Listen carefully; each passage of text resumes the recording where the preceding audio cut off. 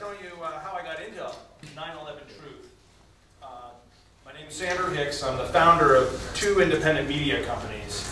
The first one was called Soft Skull Press, and we were the ones that stepped in and picked up a controversial biography of W. Bush in 1999 when it was being dropped by St. Martin's Press, owned by von Holtzbrink. And this was the book that had the Bush cocaine arrests. Oh, thanks, sure. No problem. Yeah, we're taping this for YouTube. So. Nice. And the microphone's on too, if you want. Okay, great. Well, maybe that might help John's sound. That's good. Business ties, the SEC investigation, the Arlington Stadium deal, all of the dirt. It was written by an aggressive, working-class Southern writer that didn't really have the careerism or the self-preservation instincts of most of the major media. Instead, he just had a lot of ambition. So he was going after everything, including the long-rumored to be true, according to Washington Post, Bush cocaine arrest from the early 70s. So McCain was the front runner in fall of '99, and we thought we would do the world a favor by helping eliminate this underqualified governor from Texas from ever getting anywhere close to the White House. Little did we know we were in over our heads. But Soft Skull Press acquired that book and raised some money very quickly to be able to pay the advance and kind of take a few steps up as a publisher and enter the national political arena and enter a mass media roller coaster. We were on 60 Minutes. We got screwed. We were on front cover of the Washington Post style section, likewise. And, so the story ends, unfortunately, in tragedy. The author took his own life in July of 2001, a couple of months before 9/11, joining independent-minded reporters like Gary Webb, who in the past, couple of years, I could name others, Danny Casolaro, but unfortunately, some of the more aggressive, independent reporters out there have lots of ambition, lots of integrity, and lack, I guess, I think they don't really lack anything. They don't lack anything in terms of character, but they do lack something in terms of luck or self-preservation instincts. And in some cases, they don't lack for anything except for a circumstance in which the system didn't kill them. Because a lot of people ask me, did Jim Hatfield really commit suicide a month and a half before 9/11?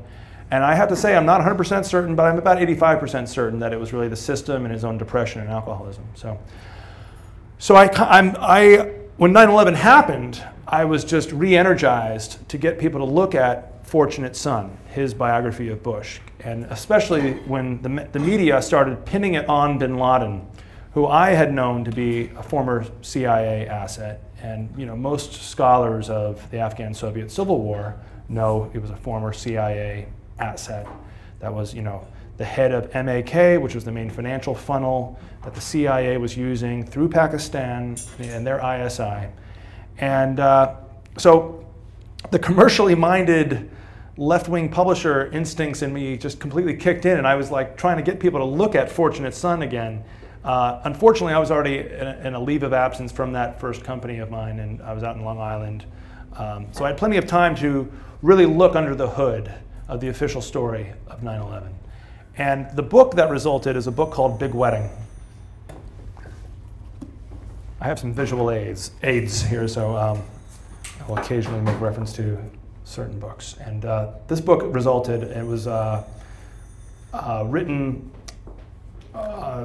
in the 3 or 4 years right after 9/11 and published in 2005. And it tried to be the most credible way to critique the official story by talking to some of the whistleblowers who we now know were trying to stop 9/11 from happening.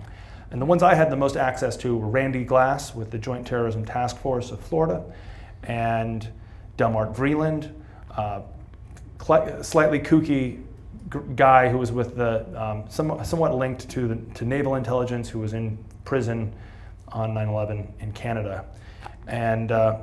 But I also took a much more disciplined academic historical approach than I thought some other people in our movement were taking at the time, and really tried to dig up the precedents, the historical precedents of Iran-Contra and the Bank of Credit and Commerce International.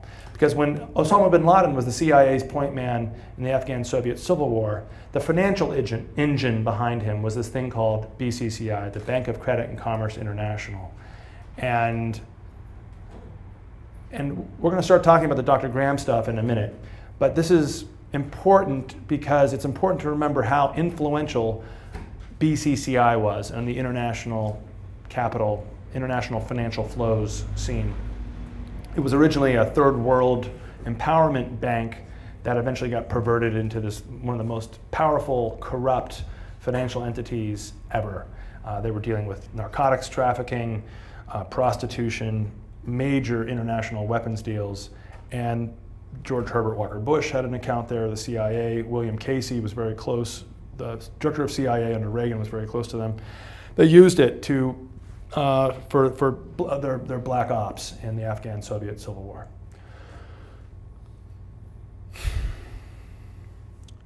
So, since writing The Big Wedding and publishing it a couple years ago, I have continued on with my own 9/11 research. I have also started a new company called VoxPop. So the arc of my talk here for the rest of the evening is we're going to talk about some really negative, dark instances.